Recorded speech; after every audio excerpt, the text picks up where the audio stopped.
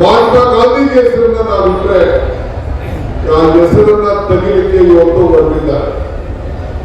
ನಾನು ಮೊನ್ನೆ ಎಲ್ಲ ಪ್ರಧಾನ ಹೇಳಿದೆ, ಈ ಗಾಂಧಿ ನೋಟನ್ನ ನಿಮ್ಗೆ ಬಿಜೆಪಿಗೆ ಏನಾದ್ರು ಶಕ್ತಿ ಇದ್ರೆ, ನಿಮ್ಗೆ ಏನಾದ್ರು ತಾಕತ್ತಿದ್ರೆ ಈ ಗಾಂಧಿ ನೋಟಲ್ಲಿರುವಂತಹ ಭಾವಚಿತ್ರವನ್ನು ತೆಗೆದು ನೋಡೋಣ. ಈ ದೇಶ ಮಹಾತ್ಮ ಗಾಂಧೀಜಿಯವರು, ರವೀಂದ್ರನಾಥ್ ಟ್ಯಾಗೋರ್ ಅವರು ಮಹಾತ್ಮ ಅಂತ ಹೇಳಿ ಕರೆದಂತವರು. ಇದನ್ನ ಈ ನೋಟನ್ನ ಚಿತ್ರವನ್ನ ಈ ದೇಶದಲ್ಲಿ ತೆಗೆಯಲಿಕ್ಕೆ ಸಾಧ್ಯ ಇಲ್ಲ. ಅವರ ಹೆಸರು ಅಜಾಮರ ಇದೆ.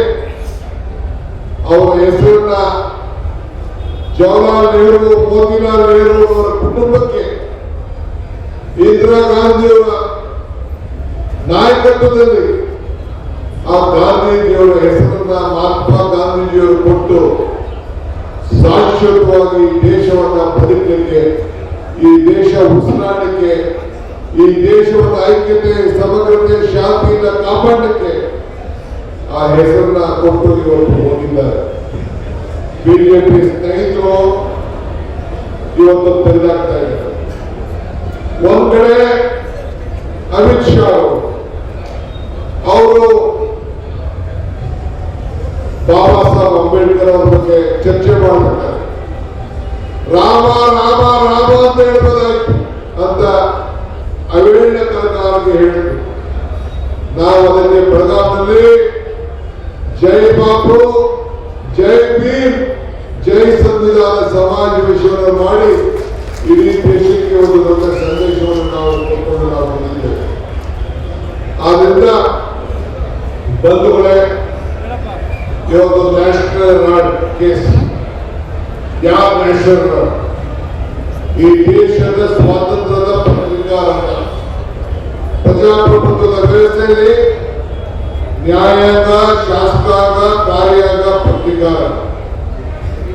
ಈ ಪತ್ರಿಕಾರನ ಇದ್ರೆ ಮಾತ್ರ ನಮ್ಮ ವಿಚಾರ, ನ್ಯಾಯಾಂಗದ ವಿಚಾರ, ಕಾರ್ಯಾಂಗದ ವಿಚಾರ, ಶಾಸಕಾಂಗದ ವಿಚಾರ ಎಲ್ಲವನ್ನು ಕೂಡ ಪ್ರಚಾರವನ್ನು ಮಾಡಿ ಜನರಿಗೆ ನಮ್ಮ ಭಾವನೆ ಏನು, ಸಮಾಜದ ಭಾವನೆ ಏನು ಅನ್ನೋದನ್ನು ತೋರಿಸ್ತಾರೆ. ಅದಕ್ಕೆ ಈ ದೇಶದ ಸ್ವಾತಂತ್ರ್ಯದ ಹಿನ್ನೆಲೆಯಲ್ಲಿ ಒಂದು ಪತ್ರಿಕೆಯನ್ನ ಅಂದಿನ ಕಾಂಗ್ರೆಸ್ ಪಕ್ಷ ಅವತ್ತು 1937 ಅವತ್ತು ಅದನ್ನು ಉಂಟಾಕಿದ್ರು. ಅದು ಕಾಂಗ್ರೆಸ್ ಪಕ್ಷದ ಆಸ್ತಿ. ಸೋನಿಯಾ ಗಾಂಧಿ, ರಾಹುಲ್ ಗಾಂಧಿ, ಆಸ್ಕರ್ ಫರ್ನಾಂಡಿಸ್, ಮೋತಿಲಾಲ್ ನೆಹರು ಅವರ ಆಸ್ತಿ ಆಗಿರಲಿಲ್ಲ. ಇವತ್ತು ನಾನು ಕಾಂಗ್ರೆಸ್ ಪಕ್ಷದ ಅಧ್ಯಕ್ಷರಾಗಿದ್ದೇನೆ. ನನ್ನ ಹೆಸರಲ್ಲೂ ಕೂಡ ನಾನು ಟ್ರಸ್ಟಿ. ನಾನು ಈ ಮುರುಗದ್ದು ಎಐಸಿಸಿ ಸೆಕ್ರೆಟರಿ ಸಿದ್ದರಾಮಯ್ಯ ಟ್ರಸ್ಟಿ. ನನ್ನ ಹೆಸರಲ್ಲೂ ಒಂದು 60 ಆಸ್ತಿ ಇದೆ. ಹಾಗಂತ ನನ್ನ ಆಸ್ತಿ ಆಗೋದಿಲ್ಲ. ಅದು ನಾನು ಇರೋವರೆಗೂ ನಂದು.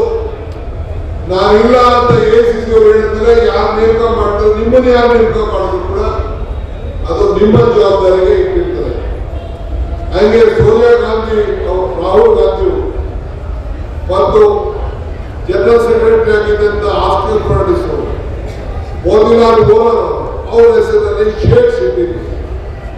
ಇದಕ್ಕೆ PMLA ಆಕ್ಟ್ ಅನ್ನ ತೆಗೆದುಕೊಂಡು ಬಂದು ಅವ್ರ ಮೇಲೆ ಸುಬ್ರಹ್ಮಣ್ಯ ಸ್ವಾಮಿ ಅವರ ಹತ್ರ ಒಂದು ಕಂಪ್ಲೇಂಟ್ ತೆಗೆದುಕೊಂಡು ಕೊಡಬಾರಕ್ಕೆ ಕೂಡ ಕೊಟ್ಟು ಅವ್ರನ್ನ ಜೈಲಿಗೆ ಹಾಕಬೇಕು ಅಂತ ಹೇಳಿ ಸಂಚು ಮಾಡಿ ಅವರು ಬೇಲ್ ತೆಗೆದುಕೊಂಡು ಹೋರಾಟ ಮಾಡಬೇಕಾದಂತ ಒಂದು ಪರಿಸ್ಥಿತಿ ಬಂದಿದೆ. ಮೊನ್ನೆ ತಾನೇ ಕೇಸ್ ನಮ್ಮ ಡೆಲ್ಲಿ ಕೋರ್ಟ್, ರೋಜ್ ಕೋರ್ಟ್, ನಾನು ಆ ಕೋರ್ಟ್ ಕೊಟ್ಟಿದ್ದೆ. ನಾನು ಆ ಕೋರ್ಟ್ ತಿರುಗಿಸಿದ್ರು, ನನ್ನೂ ಜೈಲಿಗೆ ಹಾಕೋದು. ನನಗೆ ಹಾಕೋಕ್ಕೆ ಹಾಕಿದಂತ ಜೈಲು, ನಾನು ಜೈಲಿನಲ್ಲಿ ನನ್ನ ಹಾಕಿದ್ರು ಬಿಜೆಪಿ ಸ್ನೇಹಿತರು. ನಾನೇನು ತುಗ್ಲಕ್ ಪೊಲೀಸ್ ಸ್ಟೇಷನ್ 11 ದಿನ ಇಟ್ಟಿದ್ರು. ನೀವೆಲ್ಲ ನನಗೋಸ್ಕರ ಪ್ರಾರ್ಥನೆ ಮಾಡಿದ್ರಿ, ನನಗೋಸ್ಕರ ಹೋರಾಟ ಮಾಡಿದ್ರಿ, ನನಗೋಸ್ಕರ ಬೇಡ್ಕೊಂಡ್ರು.